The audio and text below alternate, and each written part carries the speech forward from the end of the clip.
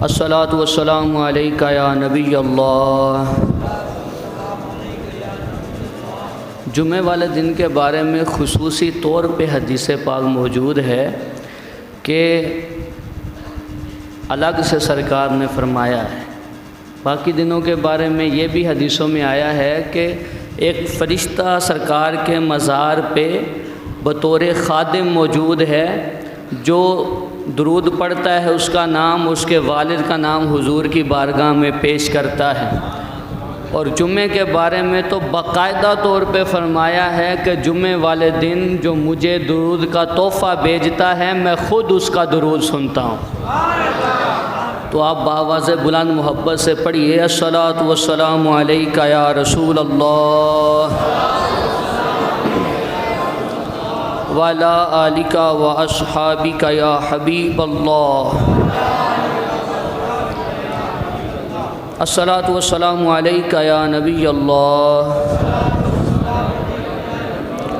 وعلی آلکہ واصحابکہ یا نور اللہ۔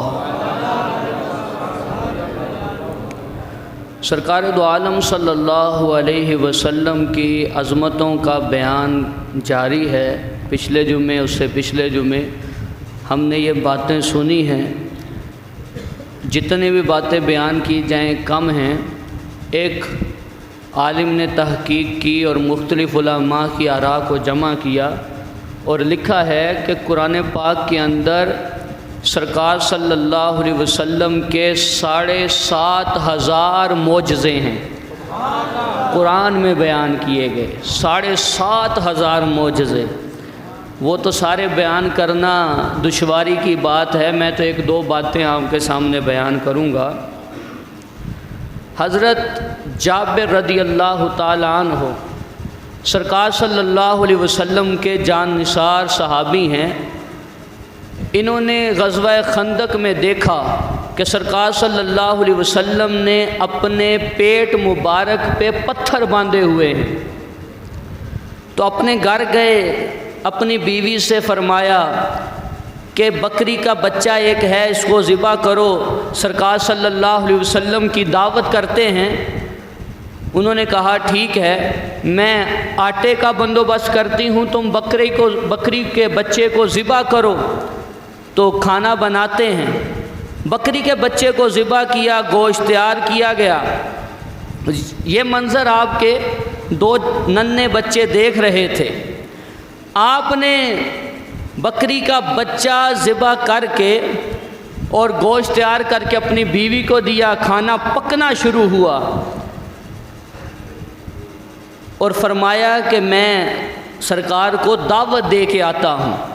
گئے دعوت دینے کے لیے اور جا کے کہنے لگے یا رسول اللہ، آپ اور آپ کے چند صحابہ، آپ سمجھدار ہیں، بکری کا بچہ ہے، اسی حساب سے انہوں نے دعوت دی، آپ اور آپ کے چند صحابہ آئیں، ہمارے گھر آپ کی دعوت ہے۔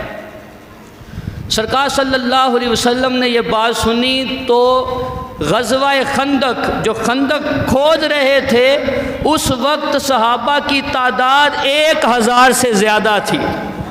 آپ نے اعلان عام فرما دیا، چلو خندق والو، آج جابر نے ہماری دعوت کی ہے۔ جب حضرت جابر نے یہ اعلان سنا، اپنے گھر کی طرف دوڑے اور جا کے بیوی سے کہنے لگے آج تو رسوائی ہو جائے گی، میں نے سرکار کو دعوت دی، سرکار نے اعلان عام فرما دیا، سب آ جائیں۔ حضور 1,000 سے زیادہ صحابہ کو لے کے آ رہے ہیں۔ بیوی نے سنا تو کہنے لگی آپ نے بتایا نہیں تھا کھانا کتنا سا ہے؟ فرمانے لگے میں نے بتایا تھا حضور، آپ اور چند صحابہ آئیں۔ تو فرمایا جب بتا دیا تھا تو اللہ اور اس کا رسول ہمیں رسوا نہیں ہونے دیں گے، ہمیں رسوا نہیں ہونے دیں گے، ہم تو بتا چکے۔ اب سرکار گھر میں تشریف لاتے ہیں اور حضرت جابر سے فرماتے ہیں جابر کھانا پکانا شروع کرو، روٹیاں بنانا شروع کرو۔ آپ نے جو سالن بن رہا تھا اس میں اپنا تھوک مبارک ڈال دیا، لعاب دہن، تھوک ہمارے منہ میں ہوگا، ادب کا لفظ ہے لعاب دہن، آپ نے ہنڈیاں میں ڈالا اور حضرت جابر سے فرمایا کھانا تقسیم کرنا شروع کرو. آٹا منگوایا, اس میں لعاب دہن ڈال دیا, اور آپ کی بیوی سے فرمایا روٹیاں بنانا شروع کرو. حضرت جابر سے فرمایا 10 صحابہ کو اندر لاؤ, کھلاتے جاؤ. حضرت جابر کہتے ہیں 10 صحابہ آتے گئے اور میں انہیں کھانا کھلاتا گیا. 1000 سے زیادہ صحابہ کھانا کھا چکے. جب ہنڈیا سے ڈھکن اٹھایا گیا تو خدا کی قسم ہے اس سے تو سالن کا ایک قطرہ بھی کم نہیں ہوا تھا. اللہ نے اتنی برکت ڈال دی. پھر کہتے ہیں جب آٹے کو دیکھا کہ پردے کے نیچے سے آٹا نکال کے گھوندا جاتا رہا تو دیکھا آٹے سے بھی ذرا برابر کم نہیں ہوا تھا. اب سرکار صلی اللہ علیہ وسلم نے خود کھانا تناول فرمانا شروع کیا. تو یہاں شواہد النبوہ میں لکھا ہے کہ بچوں کے سامنے آپ نے اپنے بکری کے بچے کو ذبح کیا تھا. تو بچوں کی یہ عادت ہوتی ہے, جیسا دیکھتے ہیں ویسا کرتے ہیں. آپ انہیں کچھ دکھائیں یہ ویسا کرنے کی کوشش کرتے ہیں. آپ کے بچوں نے دیکھا بکری کے بچے کو ذبح کیا گیا ہے تو بڑے نے چھوٹے سے کہا آؤ میں تمہارے ساتھ ویسے کرتا ہوں جیسے بابا نے بچے کے ساتھ کیا ہے. اس کو زمین پہ لٹایا, چھری اس کے حلق پہ چلا دی. اپنے بھائی کو اس نے ذبح کر دیا. چھوٹے بچے ہیں دونوں. ماں نے دیکھا تو ماں نے آواز دی, بچہ ڈر کے دوڑا, چھت پہ چڑھ گیا. ماں پیچھے چڑھی, بچہ ڈر کے مارے چھت سے نیچے گرا اور واصل بحق ہو گیا. اب سرکار صلی اللہ علیہ وسلم کی دعوت ہے. بیوی نے صبر کا جام نوش کیا کہ سرکار کی دعوت ہے, بتایا غمگین ہو جائیں گے. بتایا ہی نہیں. بچوں کو کمرے میں لٹا کے چادر اوپر ڈال دی. اب جب سرکار صلی اللہ علیہ وسلم کھانا تناول فرمانے لگے, جبریل امین نے آ کے خبر دی یا رسول اللہ آپ ان سے فرمائیں کہ اپنے بچوں کو بھی لے کے آئیں, وہ بھی آپ کے ساتھ کھانا کھائیں گے. جب بچوں کے بارے میں پوچھا گیا, حضرت جابر گھر کے اندر گئے, انہوں نے کہا بچے تو سو رہے ہیں. پھر سرکار کو پیغام دے دیا گیا. سرکار صلی اللہ علیہ وسلم نے فرمایا بچوں کو اٹھا کے ہمارے پاس لایا جائے. اب جب حضرت جابر گھر کے اندر گئے, زوجہ کے, بچوں کی ماں کے صبر کے بندھن ٹوٹ جاتے ہیں اور کہنے لگتی ہیں وہ تو حقیقی نیند سو رہے ہیں, وہ دنیا کی نیند تو نہیں سو رہے. سارا ماجرا سنا دیا کہ بڑے نے چھوٹے کو ذبح کر دیا, بڑا چھت سے گر کے واصل بحق ہوا ہے. سرکار کی بارگاہ میں جب یہ بات عرض کی گئی, حضور صلی اللہ علیہ وسلم وہاں گئے اور جا کے بچوں سے فرمانے لگے کما باذن اللہ, اے دونوں بچوں اللہ کے حکم سے کھڑے ہو جاؤ. حضور کا جملہ مکمل ہوا. بچے پردے کے نیچے سے مسکراتے ہوئے زندہ ہو کے کھڑے ہو جاتے ہیں. تو زندہ ہے واللہ, تو زندہ ہے واللہ. یہ تو حضور کی زندگی کے بارے میں باتیں ہوتی ہیں. اگر حضور کے پیچھے نماز پڑھنے والے مسجد اقصی میں حضرت عیسیٰ علیہ السلام مردوں کو زندہ کر سکتے ہیں تو حضرت عیسیٰ کے نبی اور سارے نبیوں کے تاجدار رب کے محبوب بھی اشارہ کریں تو مردے زندہ ہو کے کھڑے ہو جاتے ہیں. بچوں کو ساتھ بٹھایا, کھانا تناول کیا گیا. اب بکری کا ایک ہی بچہ تھا. حضرت جابر فرماتے ہیں سرکار صلی اللہ علیہ وسلم نے فرمایا ساری ہڈیوں کو جمع کیا جائے. ساری ہڈیوں کو جمع کیا گیا.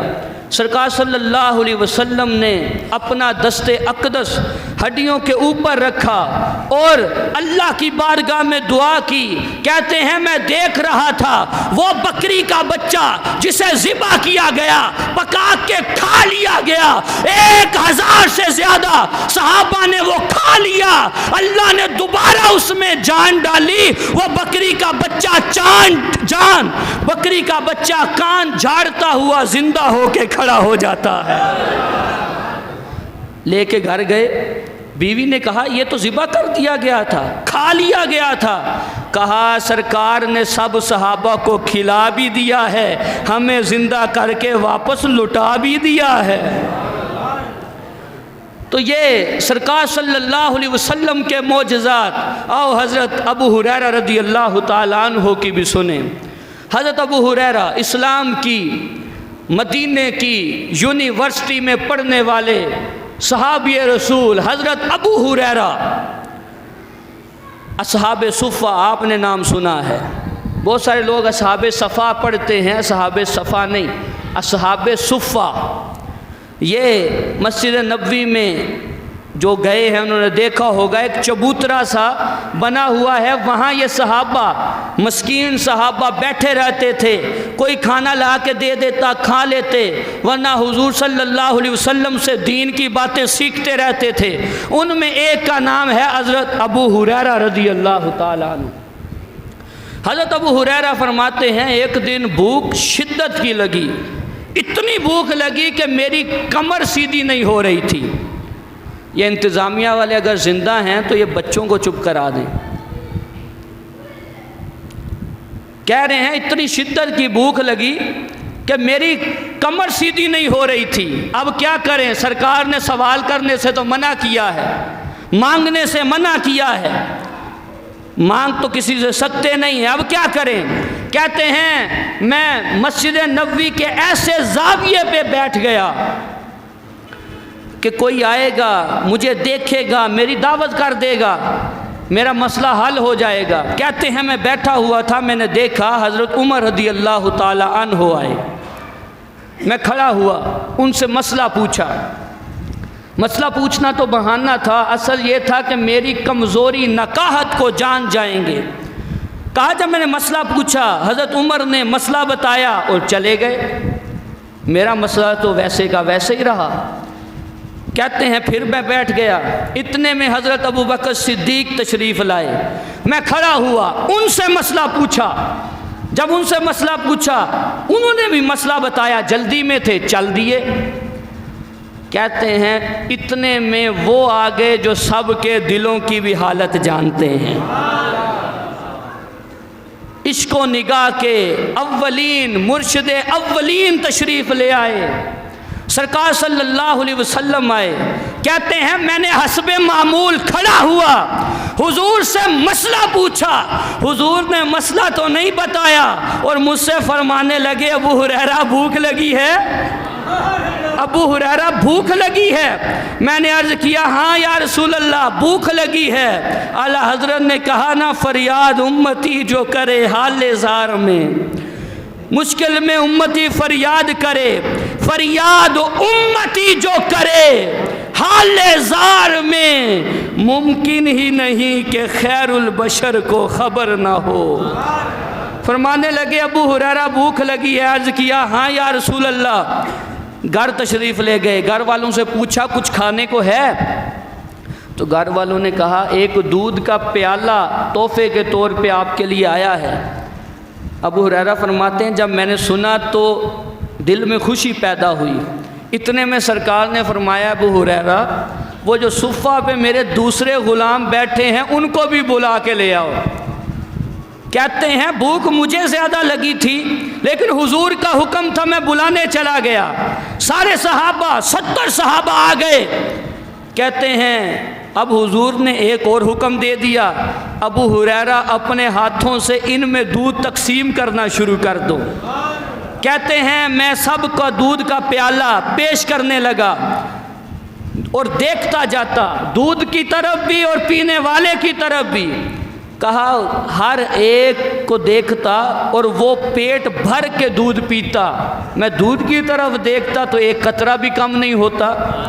مجھے تسلی ہو جاتی، دوسرے کو، تیسرے کو، چوتھے کو۔ کہتے ہیں 70 صحابہ نے دودھ کے پیالے سے دودھ پی لیا لیکن ایک قطرہ بھی کم نہیں ہوا۔ تو اعلیٰ حضرت ابو لگے، عرض کرنے لگے کیوں جناب ابو ہریرہ، کیسا تھا وہ جام شیر جس سے 70 صاحبوں کا دودھ سے منہ پھر گیا؟ کیسا وہ جام شیر تھا؟ ایک دودھ کا پیالہ ہے، 70 صحابہ پی جاتے ہیں، ایک قطرہ بھی کم نہیں ہوتا۔ اب حضور پوچھتے ہیں ابو ہریرہ کون باقی ہے؟ تو کہتے ہیں میں نے عرض کیا حضور ایک آپ باقی، ایک میں باقی ہوں۔ فرماتے ہیں سرکار نے مجھے فرمایا ابو ہریرہ پیو، کہتے ہیں میں نے پیٹ بھر کے پیا۔ پھر فرمایا اور پیو، کہتے میں نے اور پیا۔ پھر فرمایا ابو ہریرہ اور پیو، کہتے میں نے عرض کیا یا رسول اللہ اس رب کی قسم جس نے حق کے ساتھ آپ کو نبی بنا کے بھیجا ہے، اب اور ایک گھونٹ بھی پینے کی گنجائش باقی نہیں ہے۔ پھر آخر میں سرکار صلی اللہ علیہ وسلم نے وہ پیالہ پی لیا دودھ کا۔ اب یہاں علماء لکھتے آئے ہیں، بیان کرتے آئے ہیں کہ سرکار صلی اللہ علیہ وسلم نے 70 صحابہ کے 71 صحابہ کے پینے کے بعد دودھ کا پیالہ پیا ہے۔ یہاں سیرت کی ایک بات آپ کے لیے کہ دیکھو سارے نبیوں کا تاجدار ہے، 71 لوگوں کا جھوٹا دودھ پی رہا ہے۔ یہ حضور کی سیرت۔ تو سرکار صلی اللہ علیہ وسلم نے ایسے حاجت روائی فرمائی۔ اب اور بات سنیے، جب سرکار کی نبوت کا اعلان مکہ میں ہو گیا اور لوگ حق کو قبول کرنے کے لیے تیزی سے سرکار کی طرف بڑھنے لگے، تو ابو جہل نے حبیب بن مالک کو یمن کی طرف خط لکھا، یمن کا رہنے والا، اس کا بڑا اثر رسوخ تھا مکہ والوں پہ۔ خط میں لکھا آؤ تمہارے دین کے لوگ دین چھوڑ کے جو نیا دین آیا ہے اسے قبول کرنے کی طرف دوڑے چلے جا رہے ہیں، آؤ انہیں روکو۔ حبیب بن مالک یمن سے آ گیا اور آ کے ابو جہل کے پاس پہنچا۔ اس نے جو سرکار کے بارے میں بدگوئیاں کرنی تھی کر دی، تانا زنی کرنی تھی کر دی۔ اب اس نے کہا تمہاری ہی سن رہا ہوں، جن کے بارے میں بول رہے ہو ان کی بھی تو سن لوں وہ کیا فرماتے ہیں۔ اس نے کہا نہ ان کے پاس نہ جانا۔ کہا کیوں؟ کہا اگر ان کے سامنے گئے تو پھر ہمارے ہاتھ سے تو گئے۔ وہ جادوگر ہیں، جو ان کے سامنے جاتا ہے مسلمان ہو جاتا ہے۔ اب حبیب بن مالک نے کہا نہیں، میں ان کی بات سنوں گا، میں بات ہی ایسی لے کے آیا ہوں جس پہ وہ جادو کر ہی نہیں سکتے، جس پہ وہ جادو کر ہی نہیں سکتے۔ کہا اچھا۔ سرکار صلی اللہ علیہ وسلم کی بارگاہ میں پیغام بھیج دیا گیا۔ اب ادھر یہ سب تیاری کر کے بیٹھے ہیں، وہ آئیں گے تو ہم انہیں کوئی عزت نہیں دیں گے، اٹھ کے کوئی کھڑا نہیں ہوگا، ان کی کوئی رسپیکٹ نہیں کی جائے گی۔ آج تک ابو جہل کی اولاد اسی چکر میں ہے کہ عزت نہیں دی جائے گی، لیکن ان کو تو عزتوں کے تاج رب نے پہنائے ہیں، کوئی کیوں کم کر سکتا ہے۔ سارے بیٹھے ہیں، حضور تشریف لائے۔ ابو جہل نے کہا تھا کوئی کھڑا نہیں ہوگا، جب حضور آئے سب سے پہلے ابو جہل اٹھ کے کھڑا ہو جاتا ہے۔ دوسروں نے کان میں کہا کہ تم کہتے تھے کوئی کھڑا نہیں ہوگا۔ کہا میں خود تو کھڑا نہیں ہوا، کسی نے میرا کان پکڑ کے مجھے کھڑا کر دیا ہے۔ اب سرکار صلی اللہ علیہ وسلم نے خود سوال کیا مجھے یہاں کیوں بلایا گیا ہے؟ حبیب بن مالک یمنی نے کہا کہ آپ کے بارے میں یہ لوگ کہتے ہیں آپ جادوگر ہیں، آپ کا دعویٰ یہ ہے آپ اللہ کے نبی ہیں، تو آپ میری دو باتیں پوری کر دیں، ایک ظاہری ہے، ایک میں دل میں رکھ کے آیا ہوں۔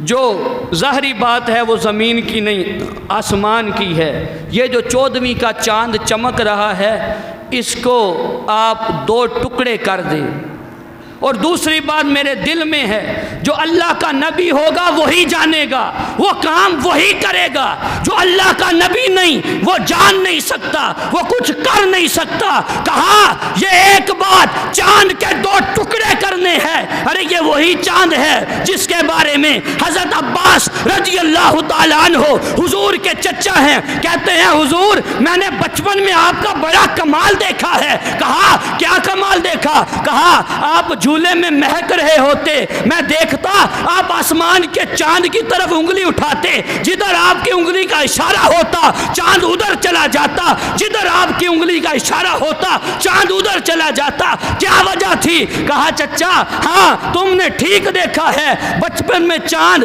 مجھ سے کھیلا کرتا تھا، اگر میں کسی بات پہ رونے لگتا تو یہ مجھ سے باتیں کر کے مجھے رونے نہیں دیتا تھا۔ آؤ اعلی حضرت کی بارگاہ میں حاضری دیتے ہیں۔ کہا اعلی حضرت کیا کہتے ہیں؟ کہا چاند اشارے سے حضور کے ایک بار تو چاک کیا اور آپ نے واپس بھی پلٹا دیا، اور اعلی حضرت کیا کہنے لگے؟ پہلے کسی اور شاعر کی بات سنیں۔ کہا بچپن میں چاند سے کھیلتے تھے آقا، اس لیے یہ سراپا نور تھے، وہ کھلونا نور کا۔ اعلی حضرت کیا کہتے ہیں؟ کہا چاند جھک جاتا جدھر، چاند جھک جاتا جدھر انگلی اٹھاتے مہد میں کیا ہی چلتا تھا اشاروں پہ کھلونا نور کا۔ اب حبیب بن مالک یمنی نے کہا اس کے آپ نے 2 ٹکڑے کرنے ہیں، اقتربت الساعہ وانشق القمر، تفسیر نور العرفان میں اس بات کو لکھا ہے جو میں آپ کے سامنے بیان کر رہا ہوں۔ اب سرکار صلی اللہ علیہ وسلم نے کوہ صفا پہ سب کو لے گئے، کوہ صفا پہ جا کے آپ نے چاند کی طرف اشارہ کیا، چاند 2 ٹکڑوں میں تبدیل ہو گیا، ایک صفا سے ادھر نظر آ رہا ہے، دوسرا ادھر نظر آ رہا ہے۔ اب حبیب بن مالک یمنی سے پوچھا کہ جو بات تم دل میں لائے ہو وہ بات بتا دوں یا جو کام لائے ہو وہ کام ہی کر دوں؟